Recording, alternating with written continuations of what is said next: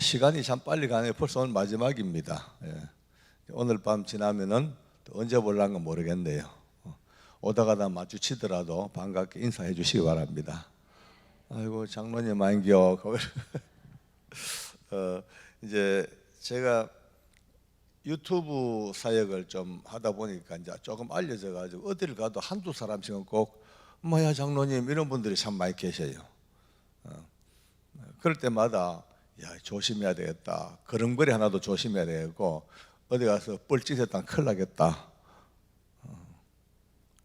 이 아침에도 마스크 썼지만 좀 웃는 게 좋습니다. 제가 이제 주님을 만나고 제일 크게 바뀐 게 내 인생의 삶의 변화. 참 허랑방탕 살았던 그 옛날의 삶이 하루아침에 이제 다 정리되어지고 강권적으로 정말 거룩을 향한 걸음을 걸을 수 있도록 도우신 거 너무나 감사하죠.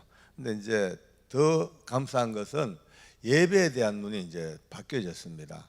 그 전까지는 뭐 예배당 가도 뭐 예배 드려도 그냥 하나의 형식이니까 그냥 이제 뭐 시간은 잘 때웁니다. 또 집사로서의 직분을 충실해야 되니까 남들 귀감돼야 되니까 자세도 아주 올곧고 눈빛도 목사님 쳐다보고 미동도 하지 않냐고 탁 예배 잘 드립니다. 근데 솔직히 말씀이 귀에 안 들어요. 안 들어옵니다. 하나님 말씀이 선포된 말씀이 여러분 귀에 쏠쏠쏠 들어오는 분들은 대단한 분들입니다. 이렇게 조용할 수가 있죠. 예, 벌써 은혜를 받으시고 하나님과 영적인 관계가 맺어졌기 때문에 말씀이 들려요. 저는 잘 알죠. 눈은 목사님 쳐다봐도 머리는 전부 딴 생각입니다. 딴 생각. 주로 어쩌지 놀던 생각. 괜히 고해가 바가지 쓰고 말이야. 이런 생각, 뭐 볼링 치던 생각, 뭐 술 먹던 생각, 그냥 이런 생각으로 한 시간 다 마치고 이제 또 나갈 때는요 아주 경건한 모습으로 성경 탁 끼고 목사님 악수하면서 목사님 말씀에 은혜 받았습니다. 또 그러고 또 그거는 집사가 해야 될 덕목이니까 이제 늘 우리 목사님 다들 성도들 은혜 받았습니다 한다고 쏘으면 안 됩니다. 그 중에 상당히 몇몇은 저 같은 사기가 있습니다. 나빠서가 아니고 모르니까요. 뭐 하나님의 은혜를 잘 모르니까요. 그렇게 살던 제가 성령님을 체험하고 믿음의 고백이 이루어지고 참 저는 제 간증 속에 하나님이 이 간증을 주신 게 너무 감사해요. 보통 보면 이제 거듭난 구원받은 간증들을 많이 들어보는데 이제 주로 감정에 의지한 이 간증은 물론 맞긴 맞겠지만 조금 불안해요. 막 많이 울었다, 되게 기뻤다, 뭐 이 정도. 물론 그것도 성령기 터치를 하셨는데 뭔가 2%가 부족해요. 저는 너무 감사한 게 강권적으로 제 입을 통해서 삼위 하나님이 그냥 고백되어지니까 이게 뭐 얼마나 감사한지 내 스스로도 어떨 땐 조금 이렇게 이제 힘이 빠져서 약간 영적으로 다운되다가도 내 이러면 안 되지. 내 입으로 나도 모르게 성령님의 권능에 붙잡혀서 성부 하나님, 성자 예수님, 성령 하나님을 그렇게 입으로 고백했던 내가 이러면 되겠나 하고 스스로가 이제 또 추스리는 채찍이 되기도 합니다. 근데 그렇게 바뀌고 난 뒤에 이제 교회를 왔죠. 그 다음 이제 바로 다음 주죠. 왔는데 교회 근처 왔죠. 와서 십자가를 봤어요. 예배당 시골교회 십자가 종탑에 딱 보는데 어머야 와 그래 눈물이 납니까? 막 가슴이 팍 미어지고 예배당에 앉았어요. 설교하셔요 목사님이. 근데 그 당시에 우리 교회 목사님이 조금 연세가 조금 드셨고 또 조금 말이 그렇게 달변이 아니에요. 조금 어둔하고 듣기가 조금 상당히 좀 그래. 그래서 모든 성도들이 상당히 그 설교에 짜증을 좀 내고 말은 안 해도 속으로 스트레스 받고 뭔가 이랬었어요. 저도 들을 때마다 뭐 일상 대화를 하셔도 뭔가 좀 뜨듬뜨듬 하셔가지고 다들 그래. 근데 비로소 하나님을 알고 은혜를 알고 보니 세상에 설교는요, 언어와 언어의 어떤 연결이 우리 귀로 들어가지고 머리와 어떻게 이성을, 그게 아닙니다. 진짜 하나님 말씀을 듣는 것은요, 외형상으로는 소리의 전달 같지만 그 내면 들어가니까 하나님 앞에 헌신된 한 목회자의 그 영성이 우리에게 바로 영으로 직통되어 교감되는, 그게 은혜더라고요. 저는 처음 알았어요. 전혀 언어와 관계없어요. 뜨듬뜨듬 하셔도 막 은혜가 넘쳐하고요, 어떨 때는 언어가 연결이 안 돼도 내 심령 속에 기쁨이 넘치고 하나님 말씀이라는 것 자체에 막 그냥 감격이 넘치는 거예요. 야, 놀랐습니다. 그때부터 예배가 얼마나 좋은지, 예배가 막 너무 그리워져요. 여러분, 제일 깝깝할 때 언제인지 아십니까? 주일 예배 마치고 딱 나오면 깝깝해요. 왜냐하면은 오늘 밤, 월요일 밤, 화요일 밤을 자야지 수요 예배가 된단 말이야. 그러니까 3일을 기다려야 돼, 예배가. 이제 수요 예배 드리면 또 마음이 좀 편안해요. 예. 목요일 하룻밤만 지나면은 금요 철야가 있어. 또 금요 철야하고 늦게 나오면은 행복해. 토요일 하루만 잘 지내면 또 주일 예배예요. 그러니까 예배가 계속 돌아오는 것이 너무 기쁘고 그리워지고, 예배는 막 내게 최고의 활력이었어요. 근데 그 기쁨 속에 조금 이제 불안해요. 내 스스로가 너무 좋은데 걱정스럽다. 이러다가 멀지 않아 실적나 뭐야 너. 예, 멀지 않아 굳어지 못잖아.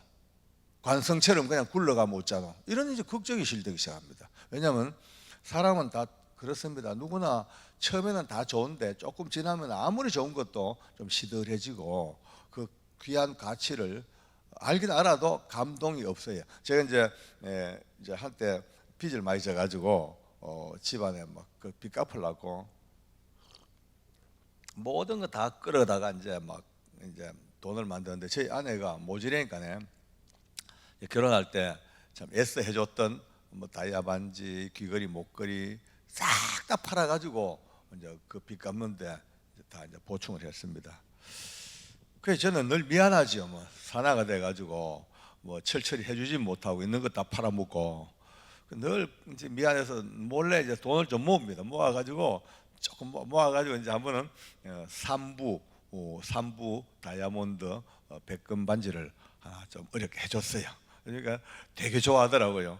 너무 좋아가지고 이걸 막 손가락 끼고는 같이 길 가다가도 서가지고 막 이래. 그래서 만원 하면 햇빛에 그 바짝바짝 그 비춰본다고, 너무 이쁘다고. 자다가도 불을 팍 켜요. 와, 깜짝 놀라고 막 그 형광등 불빛에 또 비춰봐. 엄마야, 너무 이쁘대. 나도 이해는 됐다. 막 낮밤 없이 너무 좋아가지고 그렇게 하다가 한 열흘 하니까 막 안 해요. 한 보름 가니까 빼버려요. 빼가 자꾸 긁어친다고 막 장롱에 딱 넣어놓고 한 번씩 보긴 봅니다만은 뭐 없이 그냥 살아. 보세요. 처음에 그 귀한 다이아 반지가 왔을 때는 그렇게 바짝바짝 막 그냥 감격이고 기뻤는데, 내 거니까, 당연히 내 거니까, 소유권 내 거니까 안심하고 있으니 좀 지나니까 또 뭐 감격도 사라지고 뭐 그냥 뭐 그게 인간입니다. 특별히 저는 좀 심해요. 저는 한 군데 집착하면은 막 집중하다가 조금만 있으면 또 시들해지면 또 딴 것도 타고 딴 거 하고, 그래서 이것저것 엄벙덤벙 다양한 거를 짚어봤는데 전문성도 없고 깊이가 없어요. 저는 뭐 껍데기는 많이 훑어봤죠. 왜? 워낙 실정을 잘 내니까 하다가 또 하고 한 가지 실정 안 내는 게 두 가지가 이제 하나님하고 집사람하고. 집사람은 실정 내면 큰일 나죠. 참 희한해요. 집사람은 가면 갈수록 더 좋아져요. 좀 썰렁합니까? 미안합니다. 이제 야, 일 안 된다. 그러면 큰일 나지. 내가 평생 죽을 때까지 해야 될 예배인데 절대 이것만큼은 내가 시들해지면 안 된다고 스스로가 늘 이제 막 허리띠를 바짝 졸라매고 막 늘 기도할 때마다 이 기도가 1번 기도고 예배 때마다 막 바짝 막 집중해가지고 하는데 세상에 이제 늘 이제 주변에 보면 믿음 좋은 선배님들, 장로님들, 목사님들 이제 개인적 교제하다 보면 필히 제가 묻는 게 있습니다. 장로님, 목사님, 제가 이렇게 예배에 지금 새롭게 눈을 떠가지고 너무너무 행복합니다. 근데 분명히 필경 멀지 않아 이 예배 감격이 좀 굳어지고 무뎌질 텐데 그걸 하면 안 됩니다. 왜냐하면 끝까지 내가 죽을 때까지 딴 거는 다 잊어버리더라도 이 예배에 대한 감격은 내가 안 잊어버리고 잘 가는 방법이 뭐 없겠습니까? 물으면은 다들 이제 당신들 살아온 삶의 노하우를 쭉 이제 가르쳐주고 꼭 마지막 마무리 말씀이 거의 90%가 오늘 읽었던 이 요한복음 4장 말씀으로 마무리합니다. 박장로 성경에 봐라, 요한복음 하나님 예수님 직접 하신 말씀이 하나님 영이시니까 예배하는 사람이 신령과 진정으로 예배해라. 그게 제일 첩경이다, 신령과 진정. 근데 이제 아멘 하고 돌았습니다만은 찜찜하니 뭔가 부족해요. 신령과 진정은 알긴 알지요. 근데 너무 광범위하고 너무 추상적이고 이걸로는 답이 안 돼. 내게 답은 어떻게 해야만 된다. 요렇게 하면 된다라는 어떤 방법, 어떤 케이스, 모델, 그게 필요한데 아무도 제게 이 모델을 정확히 제시해 주는 분이 거의 없어요. 그냥 추상적으로 그냥 말씀하고 말지. 그래 갑니다. 1년, 2년. 와, 한 2년 되고 나니까 걱정했던 게 현실로 딱 나타납니다. 언제부턴가 예배가 그렇게 기다려지지가 않아요. 그냥 일상을 삶을 사는 거예요. 그냥요. 한 2년 넘어가니까 바삐 살다가 주일 되면요, 저도 몰래 나온 소리가 어머 벌써 주일이가 벌써 주일이가가 나오는 거예요. 벌써 주일이가. 그렇게 기다렸던 주일이 벌써 주일이가 내 입에 툭 나오자마자 내가 전율을 했습니다. 야, 내 변질됐구나. 왜 합니까? 사람이 은혜는요, 한번 하얀 곡선을 끄면요 끄집어 올리기가 그리 힘들더라고요. 은혜는 받을 때 계속 받아야 돼요. 받을 때 이번 집회를 통해서 은혜 받으시면 이제 앞으로 계속 가속도 붙여가지고 계속 올라가야 됩니다. 이제 늦추면 깔아앉아 버립니다. 상어가 한 가지 특징이, 상어는 이 불에가 시원찮대요. 그러니까 상어는 불에가 시원찮으니까 조금만 있으면 쭉 깔아앉아 버려, 땅바닥에. 이게 저 바닥에 안 깔아앉으려면 상어는 24시간 막 계속 움직여, 시너러머려. 그래야만이 살아남습니다. 우리가 상어처럼 계속해서 영적으로 몸부림을 쳐야 되지, 조금만 나태하면 쭉 깔아앉으면 진짜 힘듭니다.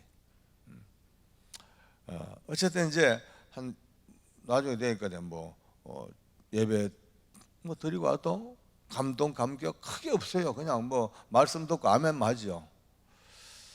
그러던 중에 제가 청송교도소로 발령을 받았어요.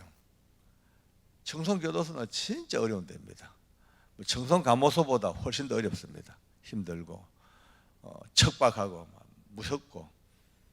근데 저는 그거 가도 이제 자신은 만만했어요. 왜냐하면은 하나님 함께 하시니까 청송감호소처럼 여기에도 또 복음의 역사가 일어나겠지, 주님이 도우시겠지 갔는데 아니에요. 너무 힘들어요.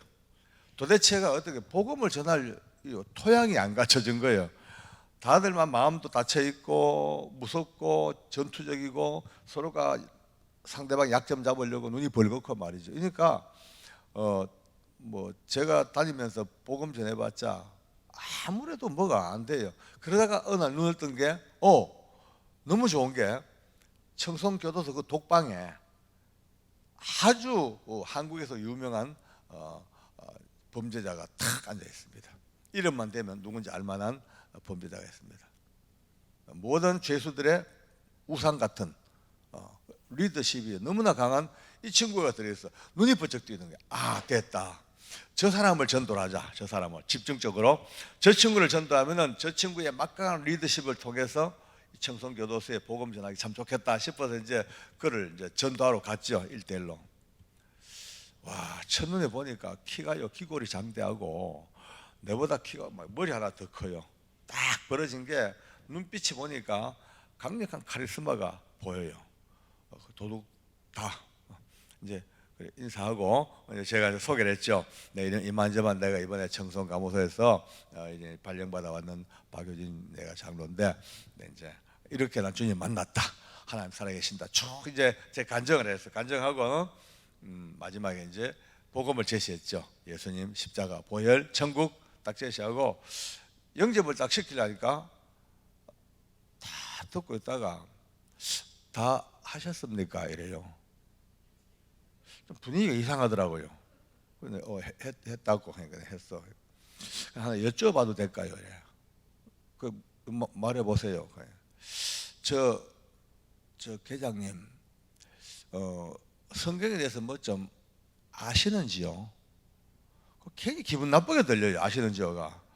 근데 안다 하니까 아는대로 말해보래. 또 말하려고 하니 별로 할 게 없었대다. 내가 뭐 목사님도 아니고 신학자도 아니고 그저 시골에서 그저 인생 대충 살다가 은혜 받아서 그저 눈물로 성경 읽는 게 다인데 내가 뭘 깊이 알겠습니까? 그래서 이제 할 말이 없어가지고 성경은 하나님의 성령님의 감동으로 기록되어졌고 신구약으로 다 이래 나누어져 있고 도합 66권이고 이래 쭉 설명하니까 아니 그런 기초적인 얘기 말고 성경이 어떻게 이 고대로부터 형성되어지고 편찬되어져 왔어, 어떻게 번역되어 왔는지 성경의 형성사와 번역사에 대해서 말씀해 보래요.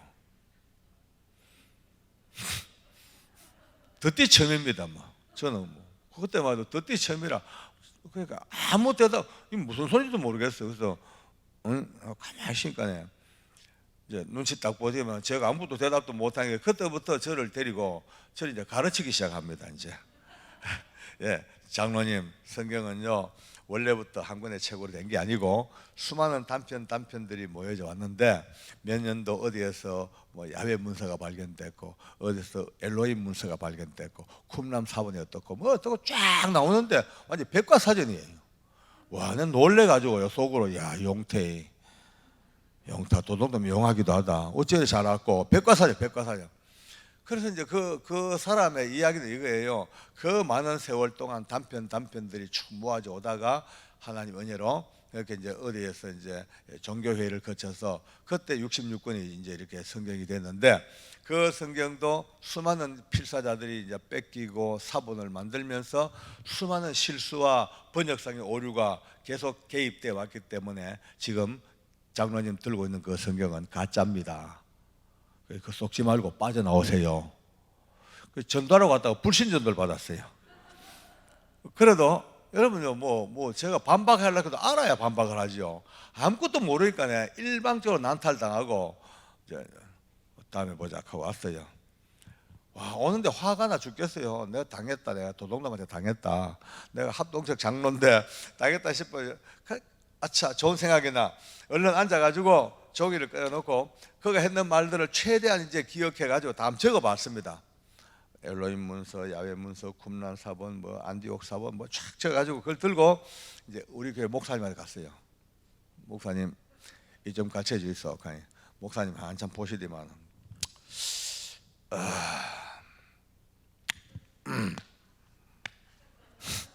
나도 그 신앙한 지가 오래돼가지고 잘 모르겠다. 그러면서 가만히 끌어보자 하더만 이제 방에 들어가가지고 서재실에서 조그마한 책을 한 400~500판 될까 그런 책을 이제 2권 가져오셨어요. 상하권으로. 요거 한번 보라고. 이거 보면 도움 될 기라고. 그래 보니까 아마 신학교에서 배우는 과정에 참고 도서인데요. 보니까 그 속에 그가 했는 말들이 소복하게 다 들어있습니다. 아마 그런 책을 보고 저를 놀리는 것 같아요. 그때 저도 이제 그 책을 손에 넣었으니까 와, 이를 악물고 3주 동안 달달달달 외웠습니다. 아마 연도까지 다 외우고 이제 적어도 이것만큼은 누구하고도 자신 있게 붙을 수 있어. 3주를 내리 왜 하시니까 오직 제 마음은 오직 하나 불타는 복수심밖에 없어요. 한번 더 붙자. 리턴 매치 하자.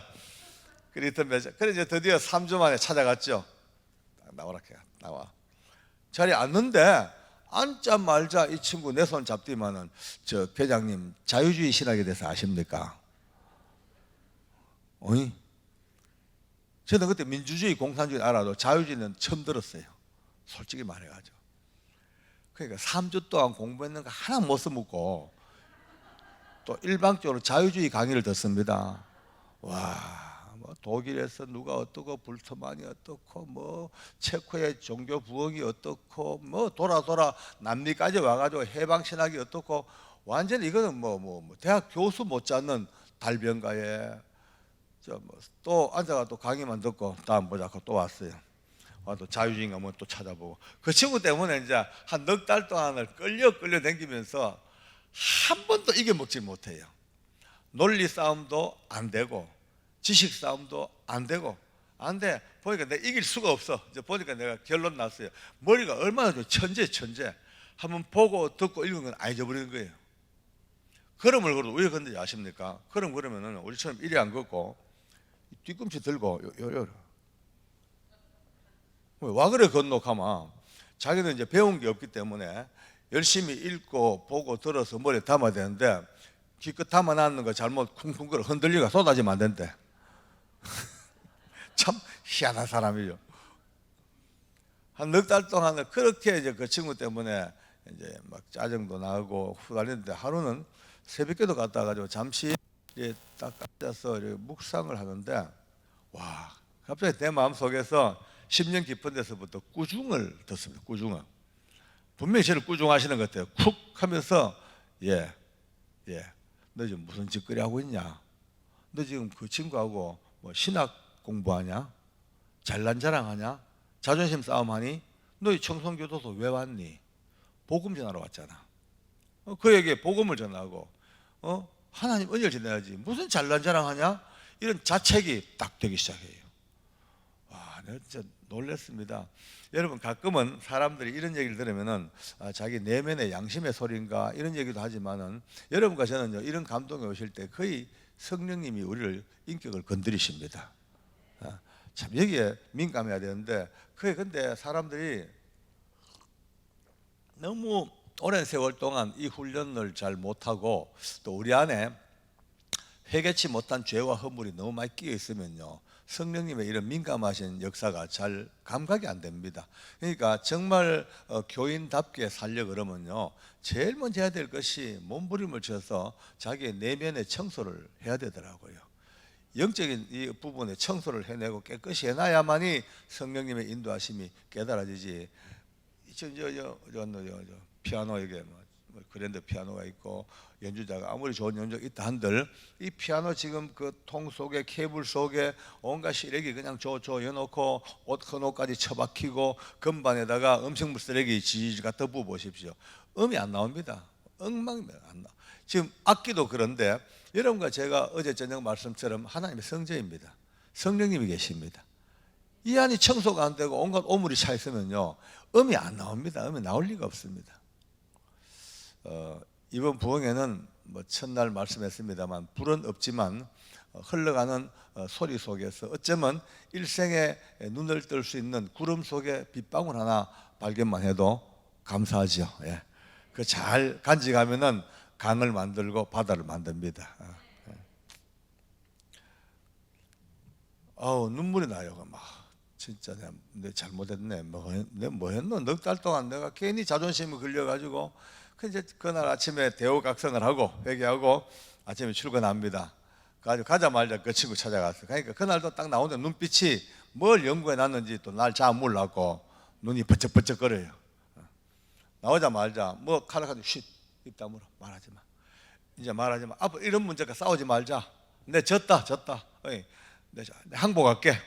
앞으로 절대 안 싸울 거야. 난 당신보담도 내가 머리도 안 좋고 독서량도 부족하고 논리도 부족하고 뭐로보다 이길 수가 없다. 졌다. 오늘 무조건 항복. 무조건 항복. 그런데 다 졌는데 딱 하나 내가 당신보다 더 잘 아는 게 한계가 있다. 뭔지 아나? 하나님이 살아계신데. 하나님이 살아계신다고. 이건 모르지. 아무리 당신이 머리가 좋고 책을 많이 보고 해도 하나님이 살아계신 것은 내보다 모를기야. 내가 더 잘 알아. 하나님 살아계신다. 몇 번을 더 외치니까 와, 여러분요 몇 달 동안 스트레스가 다 풀립니다. 이겼어요. 얼마나 행복한지.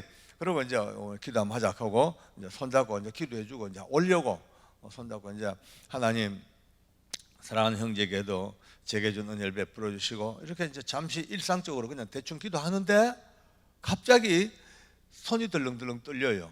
내 손이 보니까 막 오열하고 막 울고 있어요. 소리 우는데, 나 그 우는 거 보고 너무나 감동받은 거예요. 왜냐하면 이 사람은 울 사람이 아니에요. 눈물 날 사람 아니에요. 서울에 그 체포될 때 홍제동에서 체포가 됐는데 경찰관이 너무 막 갑자기 놀래가지고 총을 쏴버렸어요. 38 리볼버 총을 쐈는데 그 리볼버 권총이 일로 들어가가지고 일로 빠져나갔어요. 목을 관통해 버렸어. 그래도 눈도 안 깜짝했던 그런 인간입니다. 독한 사람입니다. 그가 지금 우는 거예요. 지금요, 내 기도를 받으면서. 그러니까 내 마음속으로 야, 이거 내한테 감동 묻다 싶어가지고 좀 더 이제 감동적으로 기도에 바이브레이션 해가지고 아버지 하고 이제 막 그렇게 이제 기도 마쳐 보니까 푹푹푹 우는데 오래전부터 예수 믿고 싶었대요. 네, 솔직히 오래전부터 하나님 믿고 살고 싶었대. 많은 사람들이 자기에게 전도도 하고, 사랑을 베풀고 관심을 가져주고 물질 도움 주고 그럴 때마다 야, 나 이제 예수 믿고 살까 하는 마음이 들어다가도 마지막 순간, 결정적인 순간 문을 딱 닫았대 스스로. 왜냐하면 내 지금 어릴 때부터 고아로 자라나 지금까지 내가 왔는데 이제 와가지고 내가 하나님이라는 존재 앞에 무릎을 꿇을 거냐, 그 자존심, 그 자존심 때문에 마지막 순간 늘 문을 닫고 살았는데 지난 넉 달 동안도 너무 괴로웠대. 솔직히 장로님 골려 먹으면서 괴로웠고, 오늘도 그 하나님이 살아계시는 그 외침, 그 절규가 이제 드디어 내 고집감만 피우고 이제 예수 믿고 살겠다고. 근데 그날부터 복음을 받아들입니다. 할렐루야. 근데 한 가지 참 감사한 것은 제가 그 상황을 보고 내가 배운 게 있습니다. 우리가 이제 교회에서 전도 많이 하는 사람, 전도왕, 또 뭐 간증하는 분들도 막 전도 많이, 전도왕. 전도왕 소리 들을 때마다 조금 막 그냥 오글거려요. 왜냐하면은 전도 많이 하시니까 전도왕은 맞긴 맞아요. 그런데 실제로는 그게 아닙니다. 한 영혼이 전도돼 가지고 내가 전도했습니다. 그러면 교회 데리고 와가지고 양육하는데 이 사람이 내가 전도했다 하면 큰일 납니다. 내가 전도한 거 알고 보니까 이 한 영혼을 내가 모시고 와서 전도했다. 그 전 단계, 나도 몰랐던 그 기나긴 세월 한 인생의 전 단계에 걸쳐서 해바라기 꽃이죠. 해바라기 꽃. 해바라기 꽃이 있으면 꽃잎이 쫙 있고 안에 뭐가 씨가 수백 개가 총총 베겠죠. 이와 같이 한 영혼이 본다면 해바라기 꽃도 똑같아. 내가 이 사람을 전도하기 전 그 많은 세월, 그 많은 그 인생의 전 인생에 걸쳐 얼마나 많은 이들이 사랑과 관심과 전도와 뭐 또 사랑과 또 관심과 전도, 수많은 이들의 노력과 정성이 막 베껴가지고 청청청청청청 베겨가지고 거의 꽃이 완성되어져가는 마지막 씨앗 하나, 마지막 씨앗 하나가 내게 맡겨진 인도하는 씨앗이었어요. 그러니까 자랑할 게 무엇입니까? 오히려 감사해야죠. 오히려 눈물겨운 감사죠. 하나님, 어찌하여 하나님께서 그렇게 관심을 가지시고 예수님 피눈물로 사랑해 주시고 많은 사람을 동원해 가지고 이 사람에게 예수 알게 끊임없이 그렇게 만든 이 영혼을 제게 맡기셨네요. 참 고맙습니다. 더 엎드려야 됩니다. 전도왕이 아니고 전도의 노비가 돼야 돼가 더 높여야 돼. 교회에서 어떤 분은 헌신을 많이 하는 분들 계시잖아요. 남들보다 더 많은 헌신하고 남보다 더 많은 헌금과 더 많은 노력과 봉사, 박수 칠만 하지만 그분이 이 해바라기를 알아야 돼요. 이 해바라기의 원리를 몰라버리면은 봉사 많이 하는 순간 내가 최고인 줄 압니다. 헌금 많이 하는 순간 내가 남보다 많이 했다는 자부심에 자기도 모르게 겉으로 안 그러지만 내면 속으로 난 우리 교회에서 헌금을 제일 많이 한단 말이에요. 이게 울 수 있습니다. 아닙니다. 절대 아닙니다. 해바라기만 생각하면요, 내가 상대적으로 남들보다 더 많이 했어요. 남들은 10만 원밖에 못 하지 않아 100만 원 했어. 많이 했죠, 그건요. 그런데 그 100만 원이 솔직히 말해가지고 내게 준 삶의 축복의 전부인가? 아니다 말이에요. 남들보다 더 많은 걸 받았어요. 하나님의 은혜로 남들보다 더 어마어마한 것을 받은 그 중에서 100만 원, 해바라기 꽃 중에서 씨앗 하나입니다. 그 씨앗 하나에 폼 잡을 거 하나도 없습니다. 저는 이거 깨닫고 난 뒤에 얼마나 감사한지요. 특별히 교회 안에서 중직자, 앞선분들 참 좋은 환경, 또 어떤 분은 봉사 많이 해서 봉사. 남들은 요즘 바빠가 봉사도 해먹는데 아침부터 저녁까지 교회에 그냥 온갖 봉사로 최고의 봉사자예요. 눈물겨운 박수 받아 마땅하지요. 근데 그걸로 혹시나 내면으로라도 남들보다 더 많이 내가 봉사하는 사람이라고 생각하면 착각입니다. 큰일 납니다. 남들은요 해바라기 씨앗 같은 은혜를 못 받고 있어요. 왜? 살기 어려워요. 맞벌이 해야 돼요. 가서 알바해야 돼요. 봉사 시간. 근데 예컨대 나는 신랑 잘 만나가지고 좋은 환경 주셔가지고 알바하지 아니하고 돈벌이 안 해도 살 수 있는 풍족한 삶의 여유를 해바라기 씨앗처럼 꽉 주신 거예요. 거기서 씨앗 하나 빼가지고 봉사했다고 거기 자랑거리가 될 수가 없죠. 감사죠. 더 감사고 더 하나님 앞에 감격밖에 없는, 눈물밖에 없는 이런 상황만 눈 뜬다면은 교회는 너무 아름다워지고 봉사자와 헌신자들은 더 아름다워지고 모두가 다 윈윈하는 은혜가 있습니다. 할렐루야. 그러니까 항상 머릿속에 이 해바라기 꽃을 항상 머릿속에 달고 사죠. 머리 안에 해바라기. 남들보다 좀 앞설 때 해바라기, 전도 많이 했을 때 해바라기. 제가 그걸 이제 깨달았죠. 그러니까 그 친구를 제가 전도 아니고 제가 전도한 게 아니에요. 제가 기도해가 그게 아니고 이미 앞선 단계에 얼마나 많은 이들이 그에게 이미 복음의 문을 열어놓은 거예요. 마지막 수문이 열렸어요. 이제 샥 열리자마자 그 속에 은혜가 쏟아지는데요. 닫았던 문이 열리면요 그냥 물 쏟아지듯이 그 은혜가 넘치는 거예요. 기쁨이 있고 눈물이 있고 막 그 독방에서 정말 초유의 이제 부흥이 벌어집니다. 근데 그걸 보면서도 저는 또 불안해요. 제 얼마 못 갈 긴데 내가 경험해 봤는데 나는 좋은 환경, 교회 공동체, 많은 신앙의 선배들 가운데서도 2년 만에 그냥 사그러지는데 지금 저 독방에서 얼마나 저게 오래 지속될란가 참 걱정이었어요. 우려가 현실로 드러납니다. 한 석 달쯤 되니까 그렇게 뜨거웠던 감동이 사라지고 이제 뭔가 이제 회의가 들기 시작하고 눈으로 봐도 벌써 그 은혜의 얼굴빛이 사라지고 점점 이제 다운 아이고 큰일 났다 우야노 싶은데 어느 날 장성우라는 죄수가 붙잡혀 왔습니다. 이름을 실명을 거론합니다. 청송교도소의 주목대장입니다. 인물도 잘생겼고 덩치도 좋고 이게 얼마나 센지 욱하면 이게 나가버립니다. 생각을 못해요. 문외아요 문외아. 우리가 흔히 한 말로 단순세포라 그러기도 하고 얼마나 주목대장인데 이놈이 들어오니까 소장이 야 위험한 인물이다. 그러니까 내가 일방에 있는 흉악범하고 제일 멀리 떨자라 해가지고 저 끝방에 제일 마지막 방에 32방에 이제 수용을 했어요.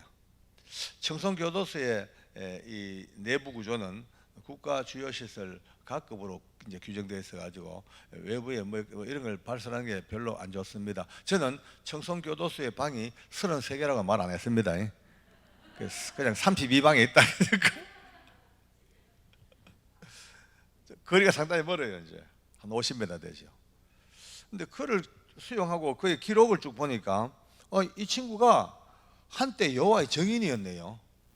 여호와의 증인이야. 알고 보니까 대구의 화원교도소 복역할 때 여호와의 증인에게 전도를 받아가지고 학습은 받고 아직 세례는 안 받고 그 정도 그러니까 물은 좀 먹었는 그런 흉악범이야. 그래서 내가 됐다. 다른 사람들은요 전혀 종교적인 대화가 안 돼요. 근데 이 친구는 그래도 이단이지만 물 좀 먹었으니까 내가 가장 신뢰하고 사랑하는데 이제 부하 직원을 불렀죠. 정집사. 책임지고 한번 변화시켜 봐라. 여호와의 증인이지만 이단이지만 빠른 시간 내에 삼위일체만 가르쳐라. 그러면 여호와의 증인들은 삼위일체를 모르니까네. 그저 성령님은 그냥 하나의 그냥 도구고 그저 성부 하나님만 알지 성자 예수님도 잘 모른다. 그러니까 어쩐지 그 삼위일체 하나님만 가르치면 써먹을 수 있으니까 한번 가르쳐보라고 맡겼어요. 우리 정집사가 시간만 남아 와가지고 이제 이 장성호를 지도하고 사랑으로 말씀을 가르칩니다. 한 달 정도 지났는데 한 달 만에 드디어 이 장성호라는 이 문외아가 말이죠, 이 단손세포가 드디어 복음을 알고 뒤집어졌어요. 아멘. 근데 나중에 보니까 복음으로 말씀으로 뒤집어진 게 아니고 먼저 받은 은혜가 하나 있어요. 그게 뭐냐면 통닭 은혜를 받았어요. 우리 정집사가 갈 때마다 남 몰래 싹 이제 통닭 가져가가지고 통닭 갖다 먹입니다. 그러면 그 당시에 청송교도소 독방에서 통닭 먹는 거는 아마 진시황제 불로초 마찬가지예요. 얼마나 좋겠어요. 얼마나 맛있게 뜯어 먹으면서 아멘 아멘 삼위일체 아멘 할렐루야 먹는 은혜가 참 크거든요. 잘 먹여야 돼요. 드디어 통닭 먹다가 복음에 눈 떴어. 예수님이 하나님이시며 하나님의 아들이시라. 이 땅에 몸을 입고 오셔서 십자가에 죽으실 때 온 인류의 죄를 블랙홀처럼 다 빨아 온 인류의 죄를 다 가져가신 그 예수님의 속죄 속에 자기 죄도 용서받았다, 구원받았다. 이게 깨달아지자마자 드디어 그 흉악범이 엎어지기 시작합니다. 많이 사함 받은 자가 많이 기뻐하죠. 뒤집어지는 거예요. 드디어 통곡이 터지고 이 무서운 청송교도 독방에 끝방과 첫방 두 사람의 성도가 생겼습니다. 드디어 교회가 됐습니다. 이제. 그런데 이 둘이가 너무너무 이제 좋죠. 좋은데 만날 수가 없어요. 못 만나요. 청송교도소의 독방은 법이 있습니다. 어떤 경우도 죄수와 죄수가 얼굴 마주보고 대화를 못해요. 만약 딱 마주쳤다 그러면 조그만 감정이 끼어 있으면요 다다닥 붙어버리면 누가 하나 죽어버립니다. 그냥 아니면 둘이 마음이 합해지면 난동을 부려버려요. 그러니까 근본 죄수와 죄수는 얼굴을 마주보지 못하게 그렇게 딱 만들어놔 법입니다. 그 어기면은 담당 근무자 중징계를 받습니다. 근데 이 두 사람이 이제 소식을 들었죠. 교도관들이 저 끝방에 30방에 장수 막 거듭나서 또 이제 1방에 또 이제 거듭나서 둘이가 막 너무 이제 그리워하죠. 그런데 만날 수가 없으니까 꾀를 낸 것이 독방 바닥에 한 이 정도 손바닥 한두 개 높이에 구멍이 뚫혔어요. 요 작은 구멍. 요 작은 구멍에 이제 밥 넣어주고 물 넣어주고 휴지 넣어주는 개구멍입니다. 그 구멍이 밖으로 통하는 유일한 통로예요. 거기 엎드려 가지고 그 구멍에 입을 대고 불러. 야 성우야 하면 그 소리가 그 30m 50m 넘는 복도를 달려가서 이제 성우 귀에 어쨌든 하면은 형님 불렀습니까? 성우야 마태복음 1장 1절부터 읽어봐라. 안 들려요. 들릴 리가 없어요. 그 거리가 멀지요. 그 소란스럽지요. 그러니까 몇 번을 귀를 대고 형님 방금 뭐라 그랬어? 몇 장 몇 절? 야 마태복음 1장 1절 말이야. 피를 토하듯이 악을 쓰고 ความ질러다 보면 어떻게 연결이 돼요? 되면은 성우가 엎드려 가지고 거기 입을 갖다 대고 성경책을 펴놓고 아브라함과 다윗의 자손 예수 그리스도의 세계라 그러면 귀를 대고 있다가 아멘 아멘 아멘 그렇게 외로웠던 그 영적 이제 교제를 시작합니다. 처음에는 그렇게 악을 쓰고 불러도 잘 못 알아들어요. 그런데 맨날 엎드려 가지고 목에 피가 나오도록 과음을 치르고 하다 보니까 점점 이제 목이 쉬다가 또 깔아앉기도 하고 또 피도 나오더라고요. 한 2달 정도 그렇게 악을 써가 있는데 참 희한해요. 사람이요 환경에 적응력이 얼마나 빠른지 한 2달 지났는데 언제부턴가 아니 직통 전화가 가설돼 버렸어요. 정우야 이 한 방에 다 걸려버려요. 희한하죠. 저는 그들에게 생명의 삶 그 큐티집을 사줬어요. 그러니까 그걸 가지고 하루 종일 큐티합니다. 그래서 울고 찬송해주고 말씀 나누고 한데 이 두 사람은 천국이 따로 없어요. 밥 먹는 시간, 뭐 잠시 잠자는 시간 아니면은 뭐 화장실 가는 시간 외에는 거의 엎드려 가지고 크게 붙어 가지고 찬송해주고 말씀 듣고 기도해주고 사는 거예요. 천국이 천국. 이 둘은 천국인데 미치는 건 중간에 있는 인간들이에요. 시끄러워 살 수가 없어요. 살 수가. 좀 잘락하면 형님 하면 또 벌떡 깨야 돼요. 모든 소리가 자기들 방 앞을 지나가니까. 근데 상대방들이 워낙 거물들이니까 어떻게 강력하게 어필도 못하고 그냥 불평만 하고 있는데, 그렇게 또 한 2달 또 흘러갑니다. 이제 이 중간에 있는 이 괴물 같은 흉악범들, 그러니까 정상적인 사고를 잘 못하고 충동으로만 사는 사람들이 다 그 갇혀 있습니다.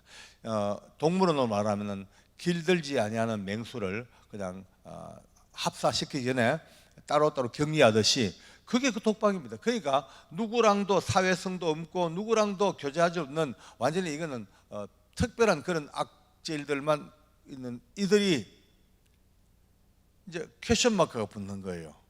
도대체 뭐길래 저 형님이 저렇게까지 넉 달, 석 달, 5달 저렇게 피를 토하고 맨날 울고 저라고, 또 얘기는 또 도대체 뭐길래 단순세포가 이렇게까지 이렇게 할까. 이제 전부 다 바로 옆방 그 주변 사람들, 깜빵 모든 흉악범들이지, 저보다 뭐지라는 퀘션 마크가 붙기 시작한 거예요. 뭐지?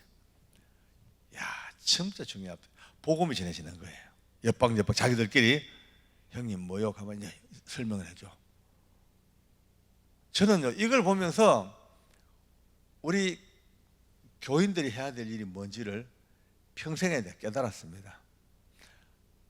많은 이들에게, 예수 모르는 주변의 사람들에게, 가족들에게 영적 호기심을 던져줘야 됩니다. 우리가 그 호기심을, 낚시를 던져야 돼요. 낚시를. 왜냐하면 언제부턴가 얼굴이 밝아졌어. 불평하는 사람들이 긍정의 이야기만 하고, 남도 모르고 저만 알던 사람들이 남을 사랑하고, 이런 변화가 오기 시작하면요, 그때부터 주변 사람들이 뭐지? 라고 퀘션 마크 붙습니다. 그러면 답이 나옵니다. 목자교회 나가고 난 뒤부터 달라졌다. 그 목자교회 새벽기도 나가더만 사람이 달라졌네. 그렇게 호기심을 던져줘야 됩니다. 이게 진짜 입으로 100번 예수님 말하는 것보다도 우리의 삶을 통하여 우리 이웃들이 뭐야? 라고 하는, 이게 얼마나 큰 유입이 되는지. 저는요, 청송교도소 독방에서 그 흉악범들이 뭐야? 형님이 저때 뭐야? 그것 때문에 마음이 열려서 하나, 둘, 셋, 넷, 맞불처럼 이제 이렇게 하나, 또 옆방, 그렇게 6개월쯤 지났습니다. 전혀 이 정신이 함몰돼 가지고 대화가 안 되는 2사람 빼고 30명 모두가 다 예수님을 영접을 합니다. 거의 100%죠, 100%. 야, 이들이 이제 드디어 주님을 아니까 우리말로 난리가 나서 뒤비졌어요. 온 깜빵마다 눈물밖에 없어요. 한 생에 그렇게 비참한 최악의 범죄꾼으로 살아오다가 이제 주님 아니까 그 예수님의 이름만 들어도, 성경만 봐도 눈물 안 날 수가 없는 거예요. 이제 제가 바빠졌어요. 제가 지나가면, 이제 복도를 지나가면 구멍으로 불러요. 장로님하고 불러요. 나도 이래가지고 와, 기도해달래. 이제 쪼그리고 앉아가지고 그 구멍에 손 넣어가지고 이제 기도를 해줍니다. 손 잡고. 기도 마치면 손을 안 놔줘요. 딱 잡고 예배 한번 드리게 해주세요. 예배. 알았다. 그 다음 방 또 하면 또 기도하면 또 손 잡고 울어. 어떤 친구들 아니요, 울면서 한 번만 예배했으면 죽어도 한이 없겠대. 이제 모든 이들이 깜빵마다 전부 예배 한번 드리게 달라고. 저도 그 마음을 알아요. 왜냐하면 그 외로운 독방에서 사람의 얼굴도 보지 못하고 혼자 격리된 지가 얼마나 오래입니까? 그 오랜 인간의 고독이 누구를 보고 싶고 만나고 싶고 대화하고 싶은데, 근데 이제 예수님을 알고 나니까 같이 모여서 그렇게 반가운 모습으로 예배하고 싶은 그 뜨거운 그 마음을 왜 모릅니까? 알죠? 근데 왜 하겠어요? 법이 있는데, 둘도 못 만났는데 어떻게 30명을 같이 만나요? 불가능이죠. 일단 말은 그래 합니다. 좀 있어봐라, 한번 연구해보자, 기도해보자 그러고 옵니다만은 늘 마음이 아프더라고요. 우리 교회 와가지고 우리 교인들 봅니다. 구역 식구들 보지 않습니까? 볼 때마다 내 속으로 그래요. 참 행복하네요, 여러분들. 진짜 여러분들 참 행복하네요. 마음만 먹으면 예배하잖아요. 어디 가도 마음만 먹으면 어디 가도 예배할 때가 지천 많잖아요. 근데 우리 독방의 형제들은 오늘도 한 번만 예배했으면 죽어도 한이 없겠다고 울고 있는 거 아십니까? 그런 이제 속으로의 질문을 많이 해봅니다. 그러다 어느 날 잘하면 하겠다 싶어가지고 드디어 예배 준비를 해봅니다. 해보자고. 이제 둘이 머리를 맞대고 이제 주보를 만들고 또 이제 미리 다 주보 나눠주고 각 방마다 나눠주고 이제 설교 준비는 제가 해야 돼요. 아무도 못 돌아가요. 목사님도 못 돌아요. 그러니까 설교 준비 내가 하니까 설교 준비가 얼마나 어려운지 여러분들 해보셨습니까? 진짜 겁나게 어렵습니다. 와, 진짜 매주마다 목사님 설교하시는 거 그냥 앉아서 행복하게 듣죠. 그 이면 그 뒤쪽에 그 한편의 설교 때문에 진땀을 흘리고 기도하고 묵상하고 영적인 참기름 짜듯이 말이죠. 참기름 짤 때 왜 합니까? 기계로 쫙 짜면 그 깨를 압력으로 타타타타닥 막 터져가지고 그 작은 깨가 터져가 나오는 기름이 모아져가지고 참기름 쭈르륵 흘러나오잖아요.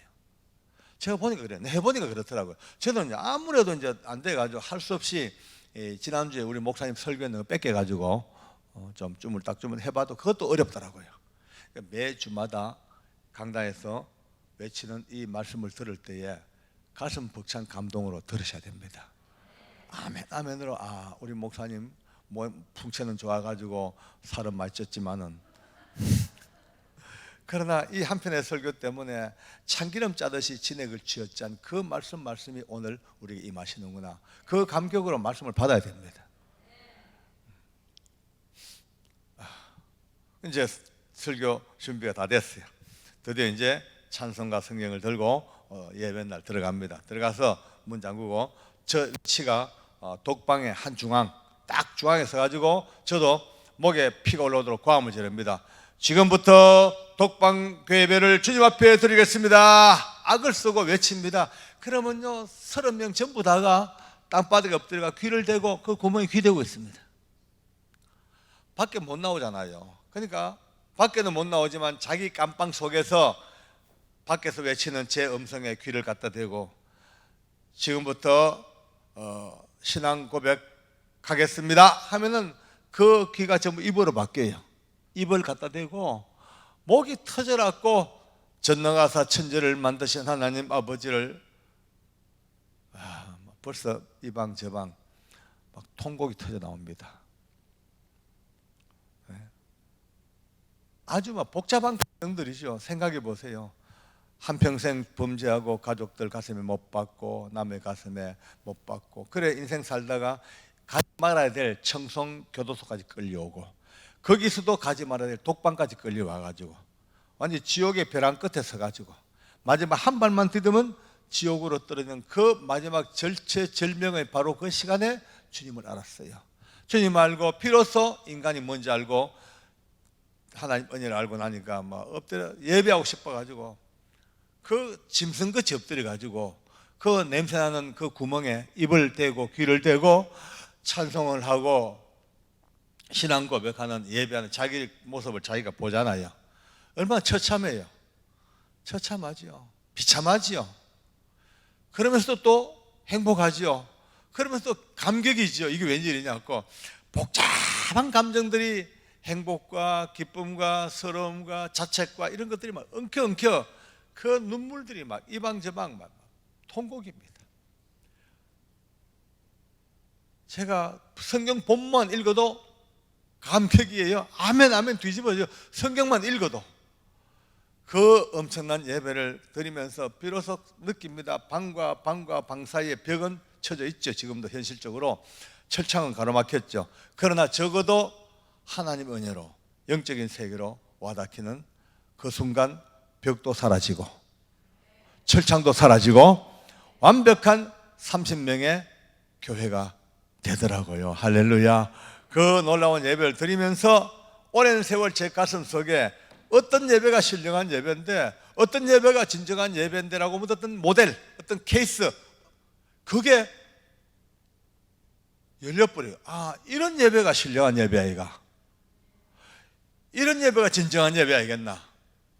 형편 환경 전혀 고려치 아니하고 하나님 말씀 듣고 예배 드리기 위해서는 땅바닥에 엎드려서라도 그 구멍에 귀를 대고서라도 예배하겠다는 이 처절하고 낮아진 이런 예배야말로 이것이 신령과 진정한 예배가 아니겠나. 아멘. 제 심령 속에 일생 동안 잊지 못할 영적 사진이 촥촥 찍혀져요. 촥촥 사진이 찍혔어요. 오늘 이 사진을 여러분들에게 나누어 드립니다. 할렐루야. 다 나누어 드립니다.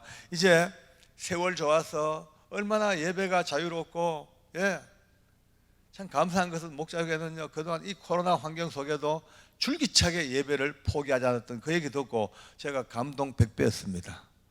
정말 감사합니다. 하나님께 감사하고 목사님께 고맙고 여러분들이 너무나 대견하고 자랑스럽고 너무 좋습니다. 할렐루야. 당연히 오늘 이 간증을 들을 만한 가치가 있는 교회입니다. 아멘.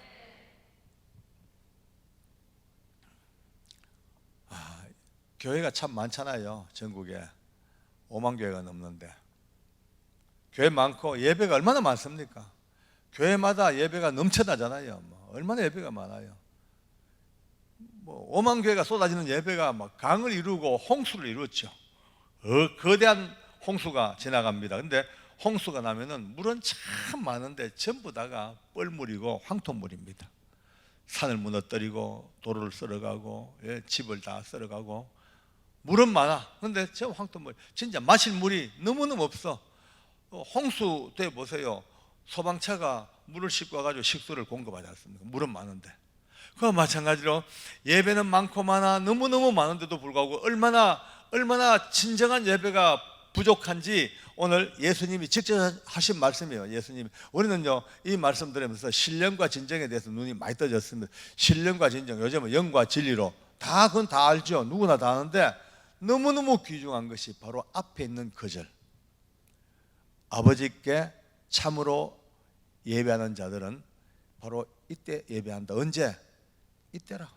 아버지께서는 이렇게 자기에게 예배하는 자들을 찾고 계시느니라.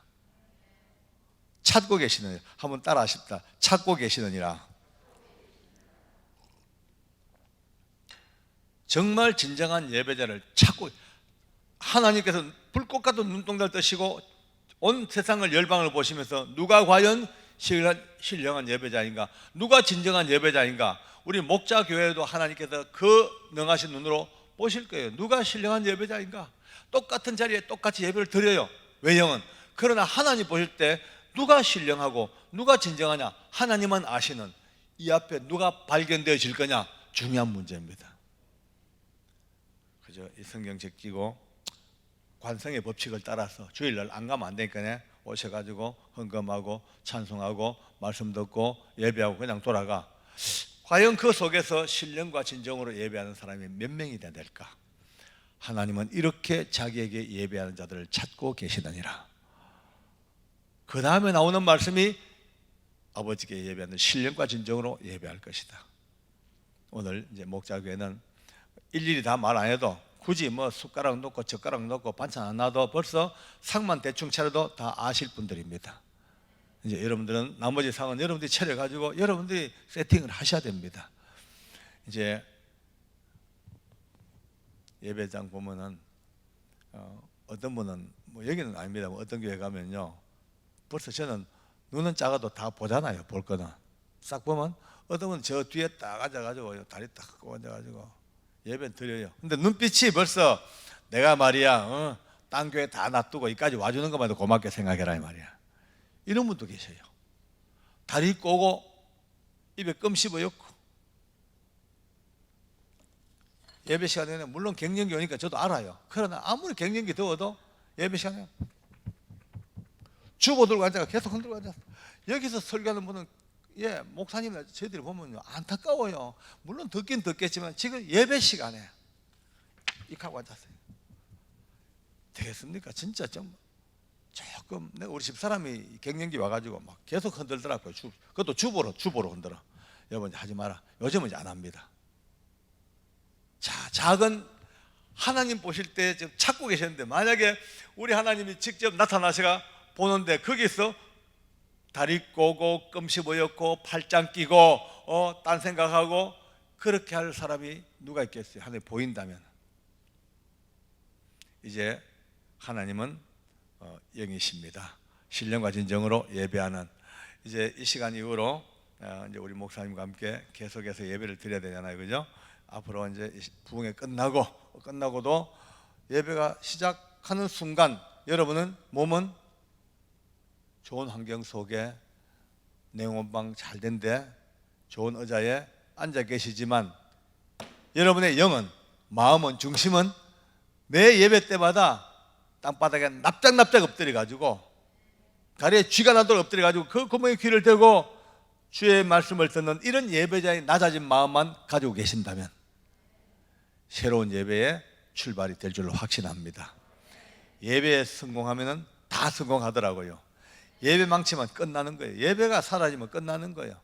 우리는 마지막 최후의 그날까지 예배로 승부하는 신령과 진정의 사람 되기를 간절히 소망합니다. 하나님께 감사합니다. 할렐루야. 아멘.